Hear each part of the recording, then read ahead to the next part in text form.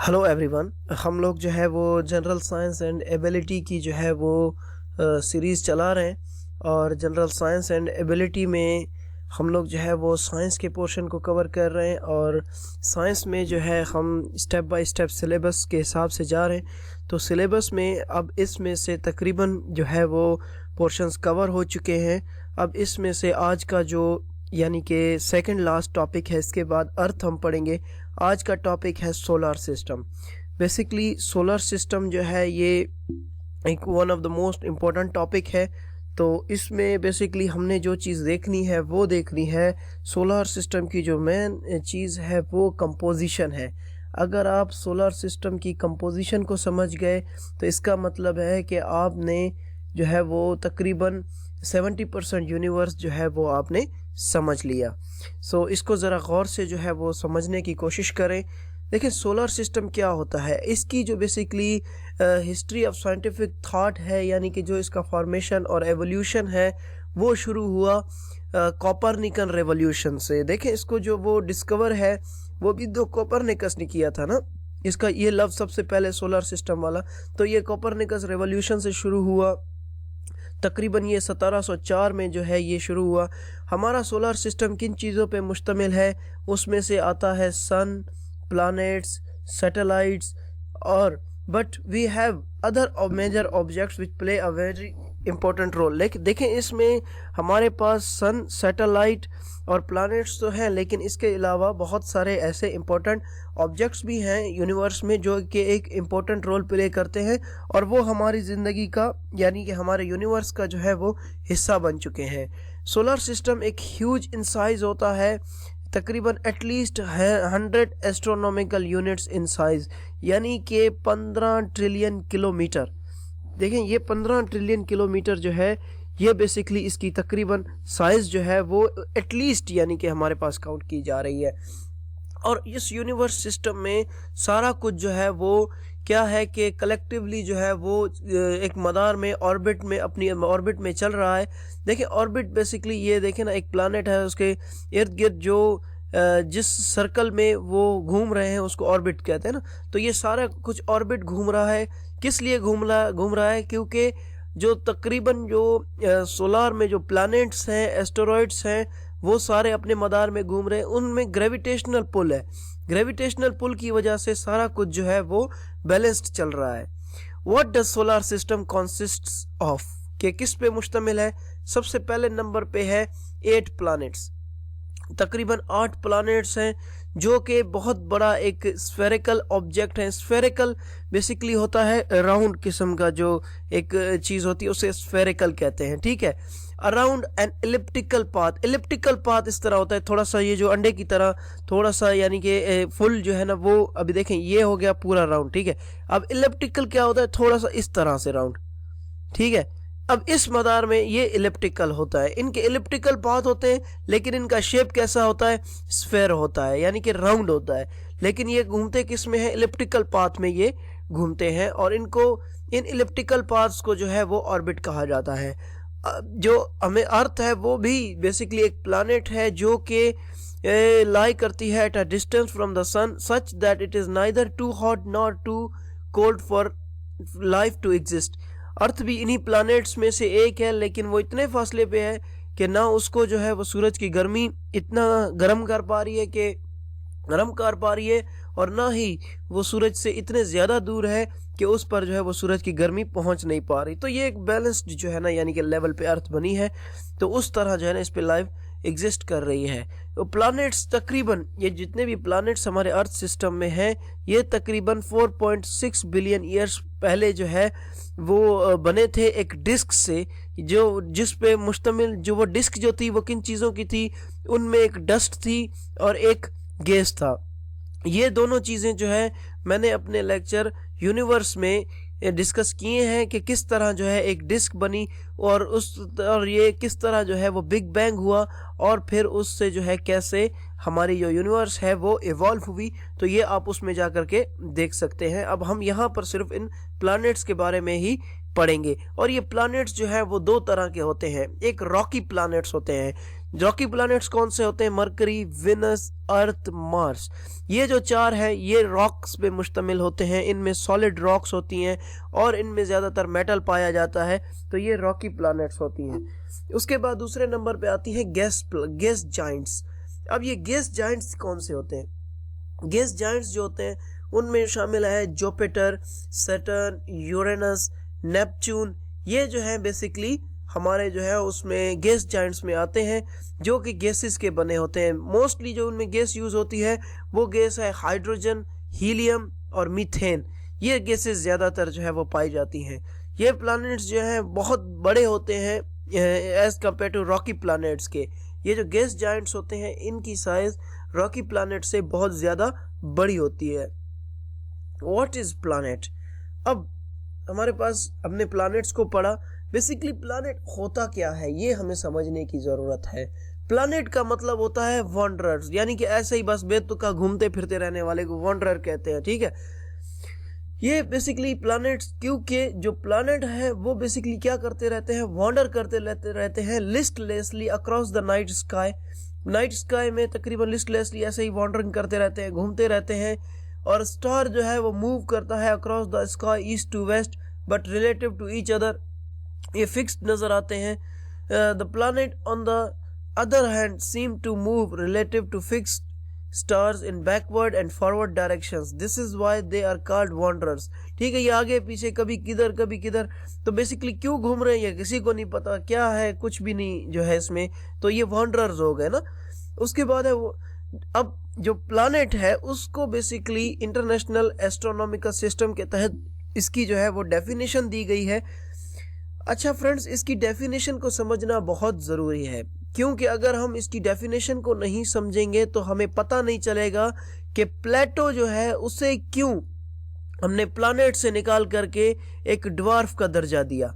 तो इसकी डेफिनेशन को जो है वो ज़रा गौर से समझें। Astronomical body orbiting a star, एक ऐसी एस्ट्रोनॉमिकल बॉडी जो कि एक स्टार को के ऑर्बिट में घूम रही है, या फिर एक stellar remnant that is massive enough to be rounded by its own gravity, और फिर वो खुद की ग्रेविटी के हिसाब से भी घूम रही है, is not massive enough to cause thermonuclear fusion, और वो इतना बड़ा नहीं है कि उसमें थर्मोन्यूक्लियर फ्यूजन हो। थर्मोन्यूक्लियर फ्यूजन हुआ वो तो लाजमी बात है, स्टार बन जाएगा जिस तरह सूरज में होता है। And has cleared its neighbouring region of planetesimals, ठीक है। और जो तीसरे नंबर पे जो मेन चीज है वो ये है कि एक जो है basically cleared its neighbouring region, अपना एक क्लियर नेबरिंग रीजन हो जो कि प्लैनेटेसिमल्स पे मुश्तमिल हो। एक प्लैनेट क्या है? एक लार्ज सेलेस्टियल बॉडी है जो कि रिवॉल्व करती है around the sun in fixed orbit, ठीक है। अब इसमें से पहला पॉइंट ये है कि एक प्लैनेट वो है जो वो सेलेस्टियल बॉडी है जो एक स्टार के इर्द गिर्द एक फिक्स्ड ऑर्बिट में घूमती है। दूसरे नंबर पे, planets do not have any light of their own but reflect the light of the sun, उनकी अपनी कोई रोशनी नहीं होती, वो सूरज की रोशनी रिफ्लेक्ट करते हैं। प्लैनेट्स ट्विंकल नहीं करते लाइक स्टार्स, क्यों? क्योंकि वो हमसे बहुत ज्यादा करीब हैं।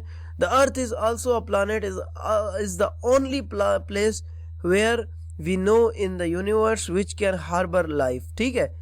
अब इसमें से बेसिकली अगर हम प्लैनेट्स की और ज़रा डिटेल में जाएं तो only first 5 planets are visible from earth with the naked आई।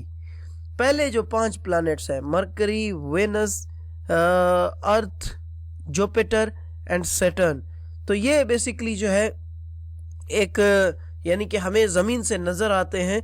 बाकी जो 2 हैं यूरेनस और नेपच्यून, ये बेसिकली डिस्कवरी तब हुए थे जब हमारे पास टेलीस्कोप इन्वेंट हुई, तो इनको जो है आप नेकेड आई से। अब ये रहा हमारे पास सोलर सिस्टम। अब सोलर सिस्टम में इसमें ये जो डायग्राम है, इस डायग्राम को बनाना बहुत ज़रूरी है अगर आप पेपर अटेम्प्ट कर रहे हैं। अब इस डायग्राम में अगर मैं आपको थोड़ा सा एक एक्स्ट्रा चीज़ बताऊं, अब देखें, अब इसमें क्या है कि ये जो सैटर्न है इसके जो इर्द गिर्द ये जो रिंग्स हैं 3 ये, और इसके अलावा ये जो इसके अंदर भी थोड़ी सी ग्रेविटेशनल रिंग्स हैं, ये यूरेनस और सैटर्न के, इनको जो है आप ज़रा डिफरेंस है। बाकी तकरीबन जो है वो राउंड शेप्स में है। इनमें जो है ना आपको टेंशन लेने की ज़रूरत नहीं है, उनमें जस्ट आपने साइज़ का ख्याल रखना है। अच्छा, इसमें से एक एक्स्ट्रा चीज़ जो कि आपने ख्याल रखनी है, ये यहाँ पे ये जो 4 प्लैनेट्स है ना, इन 4 प्लैनेट्स के बाद ये जो आपके पास एक बेल्ट आ रही है, इसको एस्टेरॉयड बेल्ट कहते हैं। अब ये एस्टेरॉयड बेल्ट हम आगे जा कर के फुल इसको डिटेल में पढ़ेंगे। अभी आप जस्ट समझ लें कि ये मार्स और जुपिटर के बीच में आती है, ठीक है। अच्छा, इन स्टार्स को याद करने का तरीका ये है कि आप अब देखें, अब इसमें से कैसे आप इनको याद कर सकते हैं। पहले नंबर पे है my very enthusiastic mother just served us noodles, ठीक है। अब इसको आप कैसे याद कर सकते हैं? एक जुमला आप रट लें कि my very enthusiastic mother just served us noodles। अब इसमें से क्या है, मैरी का आप एम ले लें मरकरी, और वेरी का आप वेनस ले लें, और इंथ्यूजियास्टिक का आप अर्थ ले लें, मदर का जो है वो आप एम ले लें मार्स। अब जो जस्ट है उसका आप जुपिटर ले लें, और सर्व्ड का आप सैटर्न ले लें, अस का आप यू ले लें यूरेनस, और नूडल्स का आप एन ले लें, तो वो हो गया नेपच्यून। ये बेसिकली जो है इनका सीक्वेंस है स्टार्स का, जो कि याद करने का एक बहुत ही इजी जुमला है। आप इसको याद करें और इनका जो सीक्वेंस है वो आप जो है उसमें मेंटेन करें। और ये एस्टेरॉयड बेल्ट, जो कि एस्टेरॉयड बेल्ट में से 4 स्टार इस तरफ है, 4 इस तरफ है, ठीक है। तो ये आपने जो है इसका याद रखना है। अच्छा, अब इनको डिवाइड किया गया है इनर प्लैनेट्स और एक्सटर्नल प्लैनेट्स। अब इनर प्लैनेट्स इनमें से कौन से हैं? ये जो एस्टेरॉयड बेल्ट से इस तरफ के प्लैनेट हैं, ये समझ लें एक किस्म की दीवार है। दीवार के अंदर के जो 4 सूरज के जो प्लैनेट्स हैं उनको इंटरनल कहते हैं, और ये जो बाहर वाले हैं इनको एक्सटर्नल प्लैनेट्स कहते हैं। तो इनर प्लैनेट्स में मरकरी, विनस, मार्स और अर्थ, ये जो है वो चारों आते हैं। इसमें मरकरी, विनस, मार्स, अर्थ, ये 4 जो है वो इनर प्लैनेट हैं। ये सूरज के करीब है और सेपरेट है एक larger outer planets by an asteroid belt. एक एस्टेरॉयड बेल्ट इनको जुदा करती है। इनको टेरेस्ट्रियल प्लैनेट भी कहते हैं, और कंपोज्ड हैं रॉक्स पे, यानी कि ये रॉकी हैं, टेरेस्टोरियल है, ठीक है, गैस पे मुश्तमिल नहीं है। इनके हार्ड सरफेस की वजह से ये प्लैनेट्स जो है वो कैनियंस रखते हैं, क्रेटर्स रखते हैं, माउंटेन्स रखते हैं, और वेल्कोनस, ये चीज़ें जो है इनमें पाई जाती हैं। कैनियंस, क्रेटर्स, माउंटेन्स और वेल्कोनस। अच्छा, इनमें कुछ ही मून होते हैं, इनमें डजन के हिसाब से मून नहीं होते, इनमें जो है वो चंद ही मून होते हैं। उसके बाद है हमारे पास developed from small grain of dust that collide and form together।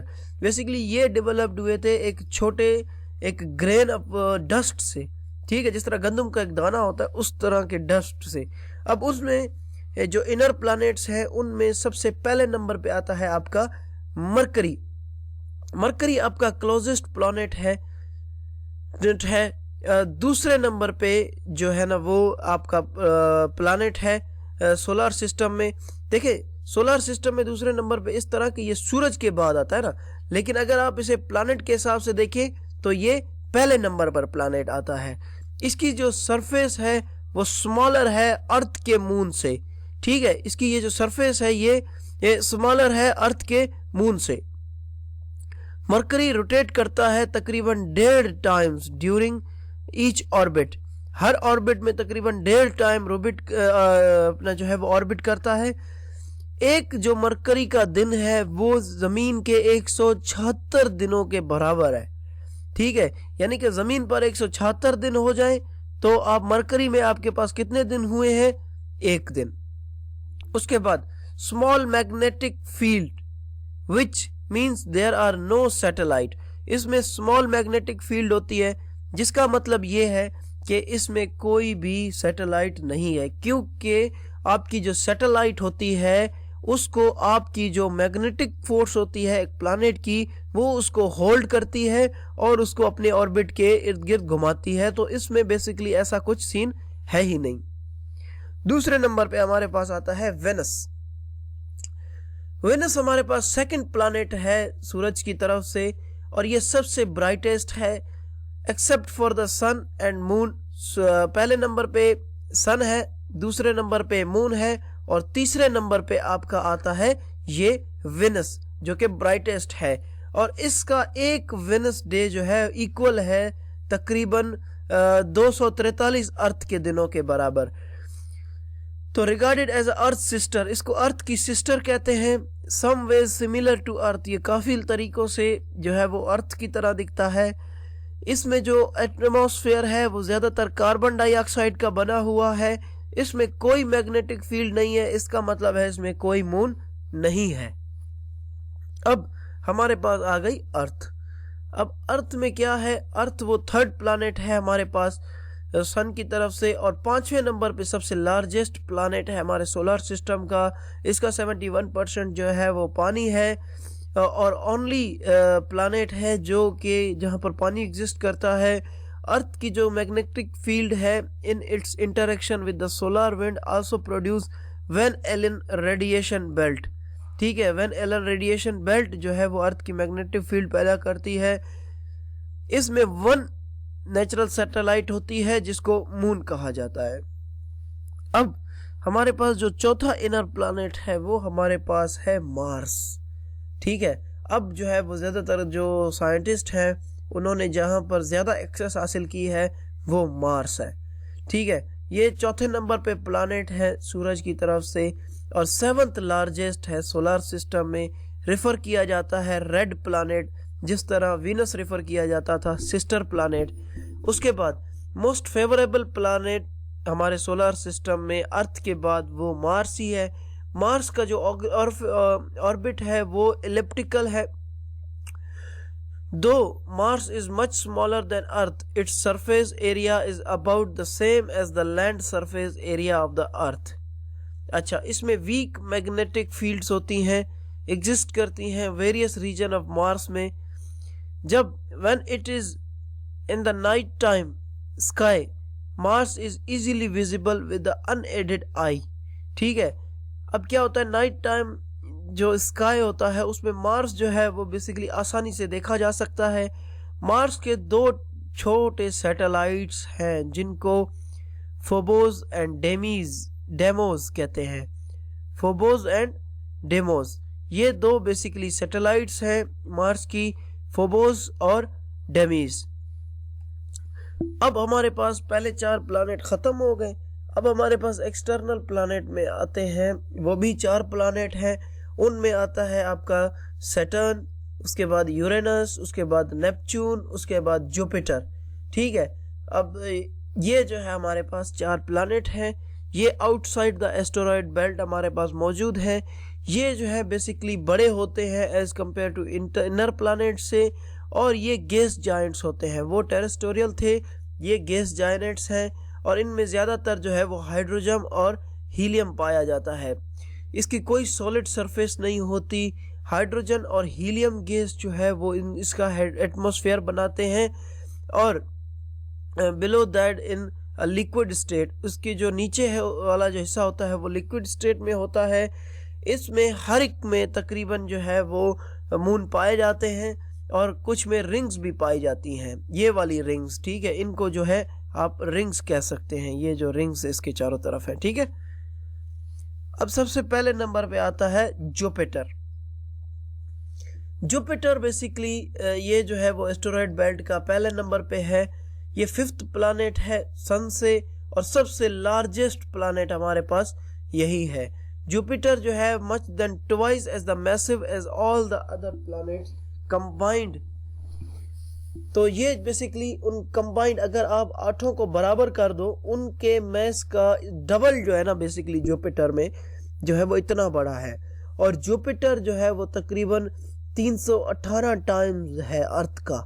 इतना बड़ा है जुपिटर, यानी कि 318 अगर आप अर्थ का जो मैस है उसको आप बराबर कर दें तो फिर बनेगा एक जुपिटर के बराबर, यानी कि अर्थ इतनी छोटी है। जुपिटर जो है वो फोर्थ ब्राइटेस्ट है, यानी कि सन मून के बाद विनस ब्राइटेस्ट था। अब सन मून और विनस, उनके बाद चौथे नंबर पे आपका कौन ब्राइटेस्ट है? जुपिटर ब्राइटेस्ट है। जितना बड़ा है उतनी ही जो है इस पे ब्राइटेस्ट भी है। जुपिटर के 63 मून्स हैं, ठीक है, जो 4 large Galilean moons plus many more small moons, 4 जो है वो लार्ज गैलीलियन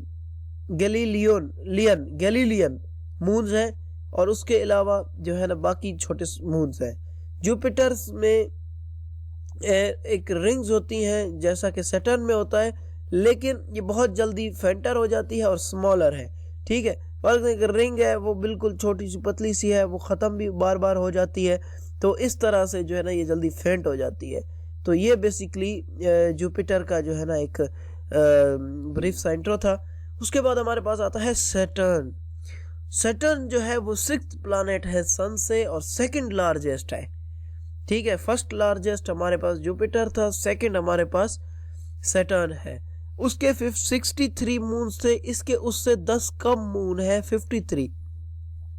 सैटर्न जो है वो सबसे लीस्ट डेंस है प्लैनेट है। इसकी जो स्पेसिफिक ग्रेविटी है वो हमारे पास आती है तकरीबन 0.7 is less than that of water. इसकी स्पेसिफिक ग्रेविटी 0.7%, जो कि पानी से भी कम है। सैटर्न्स रिंग जो है वो एक्स्ट्रा ऑर्डिनरीली थिन होती हैं। 2 जो है वो प्रोमिनेंट रिंग होती हैं और एक जो है वो फेंट रिंग होती है, और इन रिंग को कहा जाता है A, B एंड C, ठीक है। 2 परमानेंट है, एक जो है वो फेंट रिंग है, यानी कि जल्दी खत्म हो जाती है। नाइट टाइम स्काई में जो सैटर्न जो है वो इजीली विजिबल है और एक to the unaided eye like the other Jovian planets, Saturn has a significant magnetic field. बाकी जोवियन प्लैनेट्स की तरह इसमें भी बहुत ज्यादा मैग्नेटिक जो है वो फील्ड है। अब मैग्नेटिक है इसीलिए तो मून इसमें जो है वो पाए जाते हैं। अब बात करते हैं यूरेनस की। यूरेनस बेसिकली एक 7th प्लैनेट है सन से और 3rd जो है वो लार्जेस्ट है। Most of the planets spin on an axis nearly perpendicular to the plane of the elliptic, but Uranus axis is almost parallel to the elliptic, ठीक है। मोस्ट ऑफ द प्लैनेट जो वो spin करते हैं an axis में, तकरीबन वो perpendicular होते हैं प्लैनेट्स के और इलिप्टिकल होता है, but Uranus axis is almost parallel to the ecliptic. Primarily composed of rock and various ices, ये बेसिकली रॉक और बर्फ का बना हुआ होता है मुख्तलिफ किस्म की। यूरेनस ब्लू कलर का होता है, क्योंकि इसमें रेड लाइट जो है वो एब्जर्व की जाती है मीथेन गैस के तहत। इसका जो अपर एटमॉस्फेयर है वो फिर कैसा नजर आता है? ब्लू नजर आता है। यूरेनस के 11 रिंग्स होती हैं, 11 ये जो है वो रिंग्स होती हैं और इसमें तकरीबन 27 जो है वो मून्स होते हैं। तो ये बेसिकली जो है यूरेनस था। नेपच्यून जो है वो सबसे लास्ट पर है। इसके तकरीबन 30 से 35 किलोमीटर एस्ट्रोनॉमिकल यूनिट के बाद जो है वो क्यूपिलर बेल्ट शुरू हो जाती है। तो नेपच्यून जो है वो सबसे लास्ट पे है। Neptune 8th planet from the sun है और 4th लार्जेस्ट नंबर पर, ये जो है 4th नंबर पे लार्जेस्ट है और सबसे जो है वो दूरी पर है ये। और नेपच्यून का जो ब्लू कलर है वो largely the result of absorption of red light by the methane in the atmosphere, but there is some additional as yet unidentified chromophores which gives the clouds their rich blue tint, ठीक है। अब ये जो chromophores है ना, ये basically rich cloud देते हैं। Little is still known of Neptune's के बारे में बहुत कम जाना जा रहा है, because there has only been one visit by a spacecraft there. क्योंकि अब तक सिर्फ एक ही स्पेसक्राफ्ट जो है वहाँ पे विजिट कर चुकी है। नेपच्यून की जो विंड्स हैं वो बेसिकली फास्टेस्ट है इन द सोलर सिस्टम, और तकरीबन इसकी जो विंड्स है वो उसकी अगर हम रफ्तार की बात करें तो 2000 किलोमीटर पर आवर के हिसाब से उस पर विंड चलती है। नेपच्यून्स का जो रिंग है वो बहुत ज़्यादा डार्क है, लेकिन उनकी जो कंपोजिशन है वो अननोन है। नेपच्यून जो है वो तकरीबन उसके 13 जो है वो मून्स हैं और बड़े नाउन मून्स हैं, और 17 जो है वो छोटे मून्स हैं इसके। तो 13 और 17 तकरीबन इसके टोटल 20 हैं। 20 में से 13 जो है वो नाउन है और 17 जो है वो जो है बेसिकली छोटे जो है वो मून्स होते हैं। अब नेपच्यून के बाद हमारे पास था प्लेटो। अब प्लेटो जो है वो बेसिकली अब मजीद जो है उसको हम प्लैनेट की कैटेगरी में नहीं डालते हैं। अब क्यों नहीं डालते हैं उस पे ज़रा नज़र डालते हैं। 2006 तक जो प्लेटो था वो बेसिकली कंसीडर किया जा रहा था एक प्लैनेट, लेकिन ऐसी बहुत बिकॉज क्योंकि तब तक जो है वो साइंटिस्ट को ये लगता था, एस्ट्रोनॉमर्स को ये लगता था कि इसमें वो सारी कैरेक्टरिस्टिक्स है जो एक प्लैनेट में होनी चाहिए। But the international astronomical union gave a new definition of a planet। लेकिन फिर क्या हुआ कि 2006 में इंटरनेशनल एस्ट्रोनॉमिकल यूनिट वालों ने, इस ऑर्गेनाइजेशन ने एक डेफिनेशन दी प्लैनेट की। इसके हिसाब से एक एस्ट्रोनॉमिकल प्लैनेट वो है जो कि पहले नंबर पे रिवॉल्व करता है सूरज के गिर्द, दूसरे नंबर पे एक spherical shape, almost spherical shape रखता है। स्फेरिकल मतलब गोल शेप रखता है, ठीक है। तीसरे नंबर पे इसकी डेफिनेशन के हिसाब से हैज सफिशिएंट ग्रेविटी। इसमें एक मतलब सफिशिएंट अमाउंट ऑफ ग्रेविटी हो ताकि जो स्पेस जो इसकी ऑर्बिट के करीब है वो क्या कर सके, can be free from other objects like rocks, asteroids, comets. इनसे जो है वो फ्री हो। लेकिन मसला ये हुआ कि ये जो लास्ट पॉइंट था, Pluto does not satisfy the last criterion as its orbit is cluttered by a comet like object. लेकिन इसका जो लास्ट यानी कि इसका जो बैरूनी हिस्सा है वो बेसिकली एक कॉमेट लाइक ऑब्जेक्ट की तरह था, स्फेरिकल नहीं था। तो इसकी वजह से इसको जो है एक ड्वार्फ प्लैनेट कहा गया, बल्कि प्लैनेट नहीं कहा गया, ठीक है। फिर इसको नाम दिया गया ड्वार्फ प्लैनेट और इसको फिर प्लैनेट की कैटेगरी से निकाल दिया गया। अब यहाँ पर कुछ ऐसी चीज़ें मून्स के बारे में हैं, वो अगर आप को एक यानी कि ब्रीफ सी समरी, वो ये कि इसमें से पहली बात ये है कि combination of the amount of gravitational pull and size of the planet as to why some planets have more moons than the other। Remember, a moon is a satellite, its orbit around its host planet, ठीक है। Basically ये जो planet में बात ये है, एक fact जो है वो यहाँ पे बताया गया है। वो फैक्ट की बात ये है कि किसी भी प्लैनेट के मून क्यों होते हैं, वो इसलिए होते हैं क्योंकि उसमें ग्रेविटी होती है। जिस प्लैनेट में ग्रेविटी नहीं होती उसमें मून नहीं होता। तो बेसिकली आपके पास ग्रेविटी होना ज़रूरी है ताकि आप मून्स को अपने जो ऑर्बिट है उसमें उसे रख सकें। तो अर्थ के पास कितने मून हैं? 1, मार्स के पास 2, जुपिटर के पास 63, सैटर्न के पास 53, यूरेनस के पास 27, नेपच्यून के पास 13, लेकिन नेपच्यून के पास छोटे छोटे मून्स भी हैं 7। उसके बाद प्लेटो के पास 1, ठीक है। लेकिन अब प्लेटो जो है वो हमारे पास नहीं रहा एज अ प्लैनेट। अच्छा, ये हमारे पास हो गए प्लैनेट्स और प्लेटो जो कि ड्वार्फ प्लैनेट था। अब दूसरी क्या चीज़ें हैं इन जो यानी कि प्लैनेट्स के अलावा भी हमारे सोलर सिस्टम की जो कंपोजिशन है उसमें अब हमारे पास दूसरी क्या चीज़ें हैं। सबसे पहले नंबर पे आता है asteroid belt. Solar system also contains small irregularly shaped objects made of rock, metal and carbon called asteroid. ये बेसिकली किस चीज़ के बने होते हैं? मेटल और कार्बन के बने होते हैं, एक इर्रेगुलर शेप्ड ऑब्जेक्ट होते हैं। इरेगुलर शेप्ड होते हैं, किस चीज के बने होते हैं? 3 चीजों के, रॉक के, दूसरे नंबर पे है मेटल के, और तीसरे नंबर पे है कार्बन के। इन तीनों चीजों से मिलकर के एक इरेगुलर शेप्ड ऑब्जेक्ट जो बनता है उसे कहते हैं एस्टेरॉयड। और ये एस्टेरॉयड क्या करते हैं? ऑर्बिट करते हैं surround the sun. Most of these objects lie between the orbit of Mars and Jupiter. Friends, यहाँ पर आप याद करें, जब मैं जब पिक्चर समझा रहा था तो उसमें मैंने बताया था कि मार्स और जुपिटर के बीच जो एक बेल्ट है उसमें एस्टेरॉयड पाए जाते हैं। तो वहां पर मैंने डायग्राम में बता दिया था, तो मुझे लगता है डायग्राम में दोबारा जाने की जरूरत नहीं है। उसके बाद एस्टेरॉयड बेल्ट वही जो मार्स और जुपिटर के बीच में एक बेल्ट आ रही थी, उसमें जो छोटे छोटे बबल्स थे, तो उनको जो है बेसिकली एस्टेरॉयड बेल्ट कहा जाता है। ये बेसिकली एक बिग चंक ऑफ रॉक और मेटल के होते हैं जो कि मोस्टली फाउंड किए जाते हैं सन को ऑर्बिट करते हुए, और ये मार्स और जुपिटर के बीच पाए जाते हैं।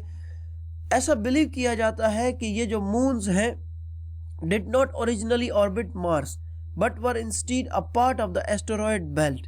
ठीक है, ये एस्टेरॉयड बेल्ट का हिस्सा है, यानी कि ये जो मार्स के जो मून्स हैं ये भी कहा जाता है कि ये बेसिकली एस्टेरॉयड बेल्ट को ही जो सर्कुलेट कर रहे हैं या उसके ऑर्बिट में घूम रहे हैं, और अपने मार्स के मून्स ये नहीं है।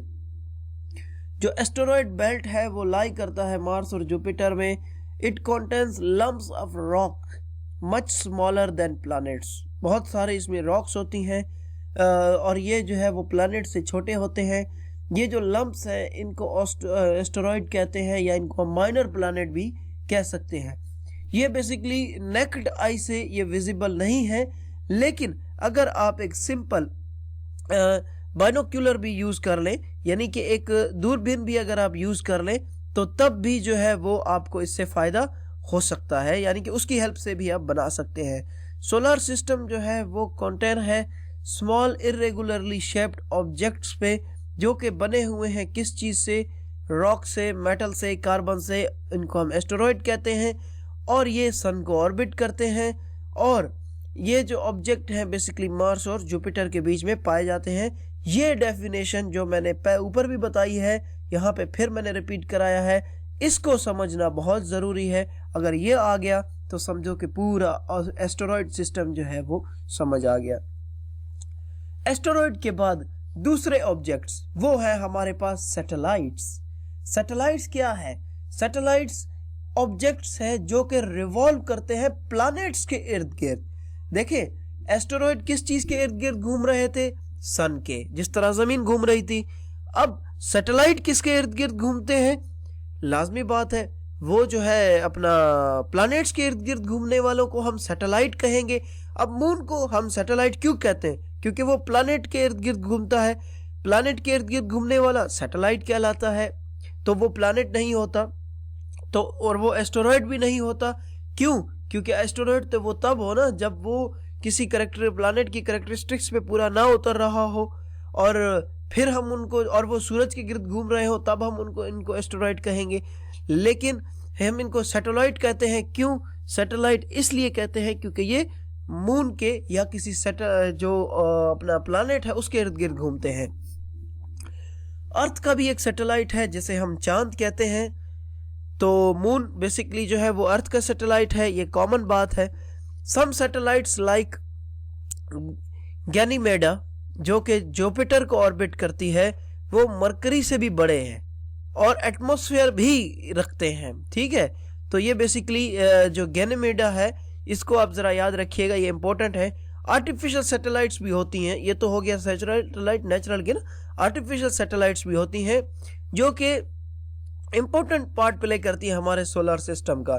ये मैन मेड होती हैं। ये सैटेलाइट बेसिकली अर्थ को ही रिवॉल्व करती हैं, और ये अर्थ की जो नेचुरल सैटेलाइट है उसके काफ़ी करीब होती हैं, यानी कि मून के काफ़ी करीब होती हैं। अब पाकिस्तान ने भी 16 जुलाई 1990 को अपना एक सैटेलाइट लॉन्च किया था, पहला एक्सपेरिमेंटल सैटेलाइट बदर 1। ठीक है, तो पाकिस्तान ने भी 1990 से इस रेस में हिस्सा लिया। बेसिकली ये रेस शुरू हुई थी कोल्ड वार में, और ये कोल्ड वार का ही इरा है। तो उस वक्त पाकिस्तान ने भी बदर 1 जो है वो लॉन्च कर दी थी। कॉमेट्स, तीसरे नंबर पे हमारे पास आते हैं कॉमेट्स। अब कॉमेट्स क्या हैं? कॉमेट्स बेसिकली एक स्मॉल इरेगुलरली शेप्ड ऑब्जेक्ट्स हैं जो कि बर्फ के बने हुए हैं, ठीक है। अब ये बर्फ के बने हुए इरेगुलरली शेप्ड ऑब्जेक्ट्स हैं। ये बेसिकली आउटर, ये कहां से आते हैं? Outer most reaches of the solar system beyond Neptune. अब सबसे लास्ट नंबर पे कौन सा प्लैनेट आता है? नेपच्यून आता है। अब ये नेपच्यून है, उससे भी बाहर से इंटर होते हैं, उनको कॉमेट्स कहते हैं। और ये इरेगुलरली शेप्ड होते हैं और ये बर्फ से बने हुए होते हैं। और क्या है कि बेसिकली ये जिस रीजन से आते हैं उनको क्यूपियर बेल्ट कहते हैं। इसको बेसिकली क्या कहते हैं? जिस बेल्ट से ये आते हैं उसको क्यूपियर बेल्ट कहते हैं। KUIPER, क्यूपर बेल्ट इनको कहते हैं। When these objects come close to the sun, the ice vaporize। अब मैंने क्या बताया था? ये किस चीज के बने हुए हैं? बर्फ के बने हुए हैं।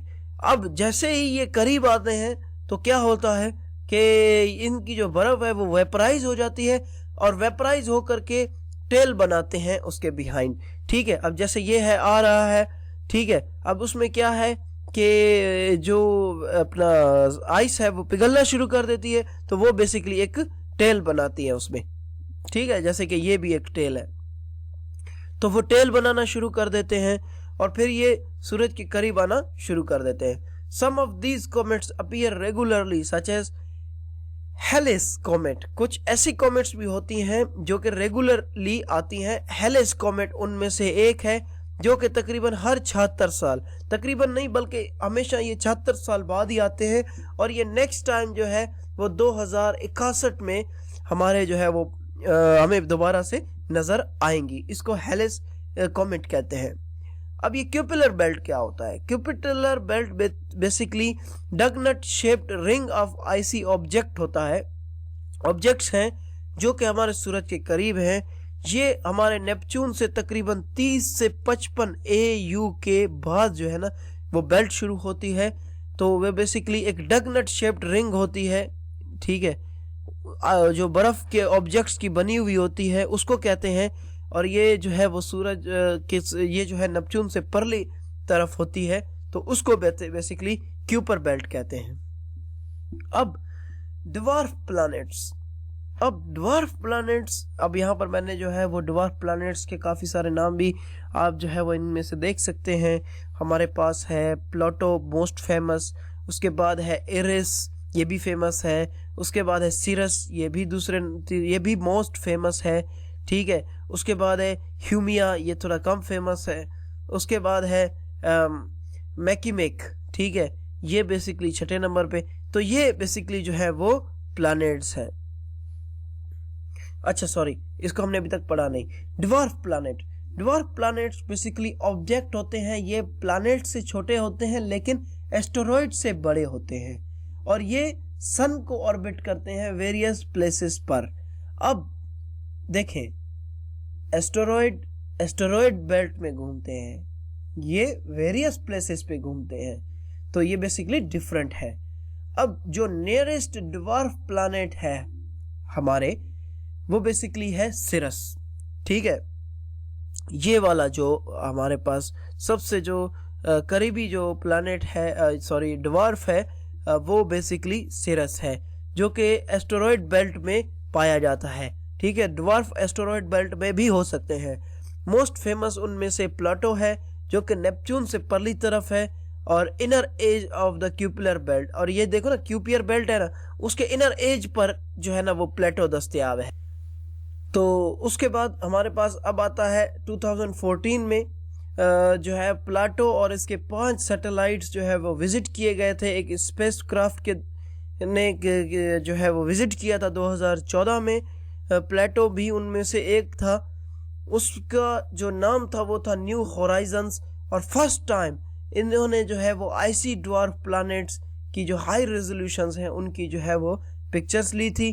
तो ये थे ड्वार्फ प्लैनेट्स।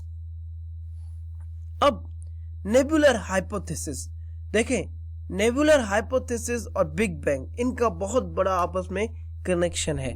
इसको समझने की बहुत ज़्यादा ज़रूरत है। Most widely accepted theory of planetary formation known as the nebular hypothesis, जो बताती है कि 4.6 बिलियन ईयर्स अगो जो सोलर सिस्टम है वो बनना शुरू हुआ from the gravitational collapse of a giant molecular cloud, एक जाइंट मॉलिक्यूलर क्लाउड जो कि एक तकरीबन लाइट ईयर्स अक्रॉस था।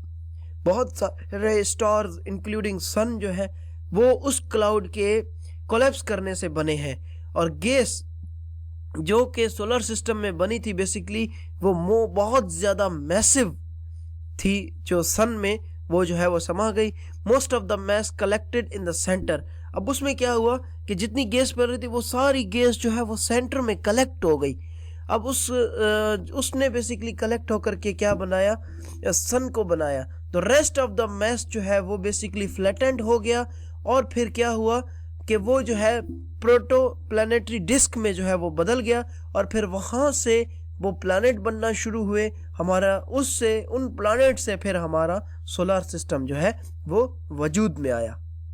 So this was lecture of the day. So I hope कि आपको समझ आया होगा, और अगर कोई इशू है तो प्लीज़ मुझे कमेंट बॉक्स में लिख कर भेजें, मैं इंशाल्लाह जो है वो रिप्लाई करूँगा। उसके अलावा अगर आप लोगों को मेरे वीडियोस पसंद आ रहे हैं so please subscribe my channel and don't forget to subscribe. So thanks for the day.